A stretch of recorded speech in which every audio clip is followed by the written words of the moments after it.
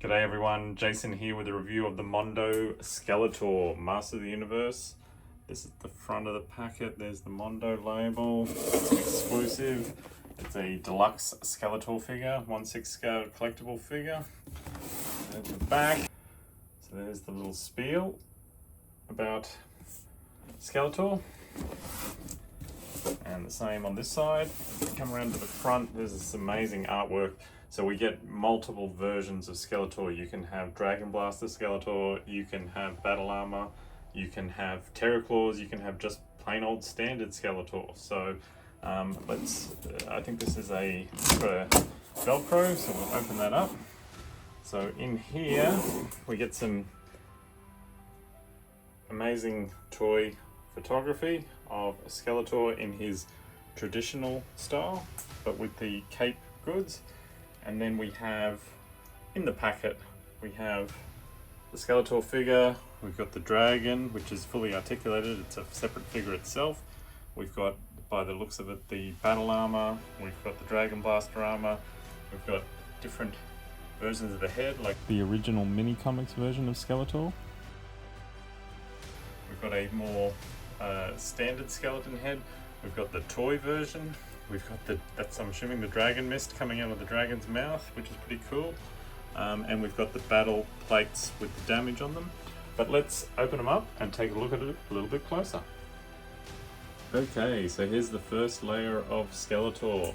So if we have a look here, we've got the mist. As I said, we've got the standard sort of vintage toy head. We've got the head that comes on him, which is pretty cool. It has the molded hood. We've got that really cool classic mini comic style. I love the little glowing eyes, and then we've got a sort of a more traditional skull. I'm assuming they've all got articulated jaws. It certainly looks that way. We've got the armor.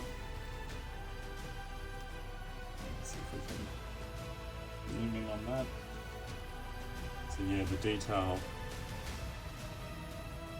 on these heads.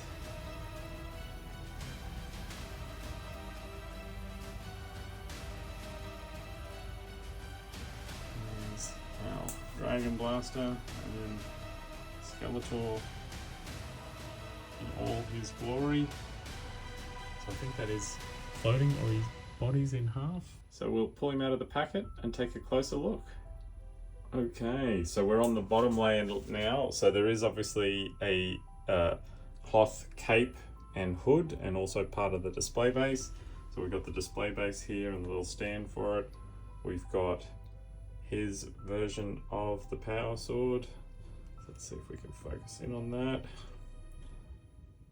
So there's his version of the power sword. We've got the Terror Claws, which look like they're separate hands. There's the chain for the Dragon Blaster. He's got a couple of different hands, gesturing hands. He's got his axe, and he has the amazing looking Havoc staff. Here's Skeletor free from his plastic prison.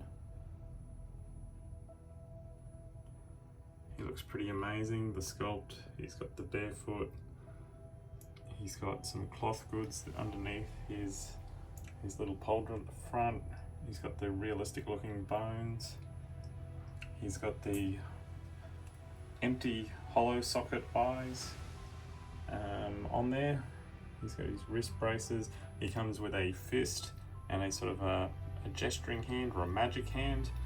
And then we come down to the accessories. So we have a fully wired cape, although my Skeletor doesn't wear a cape. I'm a traditionalist. We've got the battle armor. We've got the Dragon Blaster armor. If we have a look at that, it's very similar to the style of the original one. It looks like it pulls apart in the center and clips on, just like the old action figures. So that's pretty amazing. We've got the Mist Blast to go in the dragon, which the dragon is pretty extraordinary. So sort of fully articulated, so you can have it off and have him as a dragon sort of walking on a leash, or you can have him sitting perched on Skeletor's back. That's very cool. We've then got the chain, metal chain obviously for the dragon, which is good. The terror claws, so they look like it's a wrist bracer that goes on, and then it's a articulated hand. I don't know if there's any, oh yeah, the claws do sort of, you can move them forward. They are articulated, the fingers, I think they're all just as one unit, but that's pretty cool. I love the metallic paint on those. We've got the axe, which is very light, but looks amazing, looks very metallic. The purple on the blade there. We've got the battle armor. So again, some great little skull patterns on there. Clips together. Oh, look at the back there with all the little skulls, that's amazing. And then I'm imagining, is it a magnet for these? So this is the standard one, so I'm assuming it's a magnet. Let's just see if we can get it. Yep. So there's your standard battle armor without any damage. And then you just simply remove that and you put that one on. And we'll just straighten that up so it's in the right spot. And yeah, there's your battle damage on there with the big chunk taken out of it. We have the power sword, again nice and light so that it's not going to put any stress on the figure holding it. Metallic purple, looks really nice there. It's got a bit of a glitter to it, and then the handle has the wrapping on it.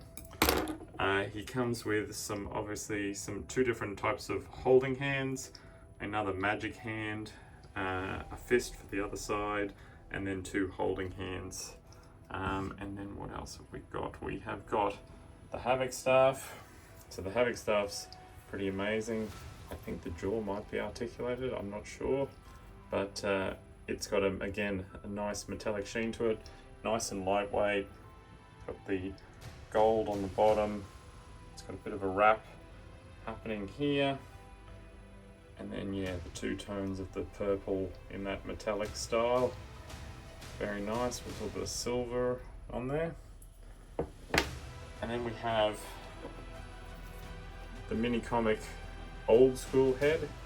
I love how the eyes have got like a little shiny reflective metal on them in those sockets. And again, the mouth is articulated so the jaw can open. So there is the old school mini comic style. We have a head that I don't think you would actually use because it would look sort of out of place with all the other modern sort of appearance, but we have the old school toy vintage head. And then we have not quite the movie, but a more sort of, I think a more realistic skull version, more gritty sort of. I think this is the Mondo version of the head. There we have it there. So nice bit of skull. And then there is the cloth hood to go with the cloth cape. And then the skull that comes on him, obviously it's articulated as well, so it can open its mouth. And then there is a very basic stand for Skeletor. So let's have a look at his articulation. Okay, so Skeletor, his head obviously can turn left and right, go down, go up. The jaw is articulated, which is pretty cool. The hood is just loose on there, so it'll move around a bit. The arms, I think, all very tight. So his waist rocks forward, rocks back. He has a torso cut. He can sort of bend about that far forward. He can bend about that far back. He actually bends back a fair way. There's probably a bit more movement there, but he's fresh out of the box. His legs come forward. He's got the double knee, which is very tight, ratcheted, but you can see that there. And And then obviously the legs swivel as well. They go out only about that far to the side, and just enough to get him on Panther, I guess. The foot, there is a twist at the knee. There's no articulation at the gauntlet here, but there is a rocker and pivot, but it's, you know, he's very stiff. Obviously his clothes sort of pop up a bit, so you've got to sort of move those down, but he's obviously got the waist twist there. Can twist at the waist, and then he's got a double elbow, which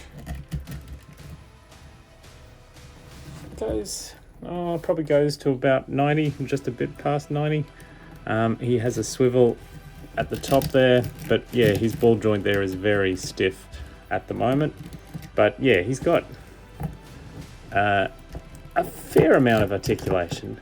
But again, this is more, I think, a piece that, you know, because of the cost and the detail, it's you put into one position and you decide that's your pose for this particular week, and then you would leave him looking like that. But yeah, we've got the furry loincloth underneath, we've got the overlays here, we've got this is all a rubberized sort of material, but it's the detail on him is pretty amazing. And then around the back, we've even got like a little bones coming down the back here of his shoulder pads. He's got the very sort of detailed sort of belts and buckles and things like that holding it all together. Even got straps on the back of the feet, which is pretty amazing.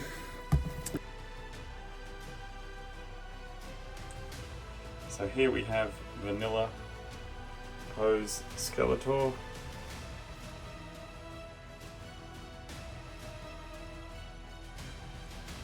So with the classic style of the Havoc staff, the power sword, it looks pretty damn amazing. But we get to dress up with this Skeletor, so let's see him in some of his other costumes. Okay, so here is Dragon Blaster Skeletor. So the dragon perched up on his shoulder. We've got his open hands on. We've got the wrist brace. We've got the metal chain going through up onto the dragon with the padlock. And we've got the old school sort of Skeletor face, the mini comic. So from the waist down, he's still the same, but the armor just clips on with some magnets at the top there. He just holds on with that, you'll see that little neck part in there, it just clips into there, and then you can pose his arms and legs accordingly. His mouth opens and closes, and then you can also put the mist attachment in his mouth. So that is Dragon Blaster Skeletor.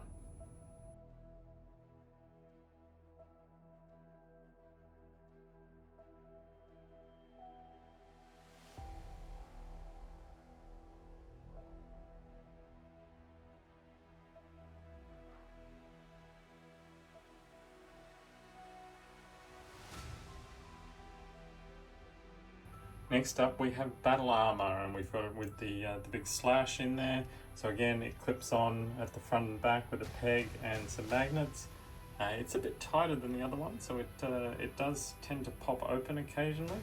And we've got the more realistic looking skull head on there, but it's got those amazing metallic red eyes. And then he has got the battle axe happening. So we've got him just with a fist and with the battle axe. So he's ready to take some damage and go into battle.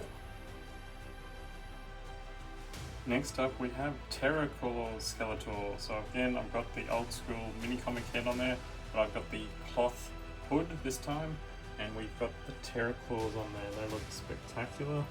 So they come with the gauntlet and then the handpiece that has articulated fingers in the sense the claws can like shape in a little bit. Metallic paint on them, really nice. And I've got him without, he's just the furry loincloth now. So there is Terraclaws Skeletor. So there we have the Mondo Skeletor Deluxe. Amazing figure, amazing accessories. So many different options. I'm going back at the plain Jane sort of style, but I'm thinking it's a toss-up between this and Dragon Blaster, so I'll have to decide. But yes, he is a worthy addition to my Motu collection.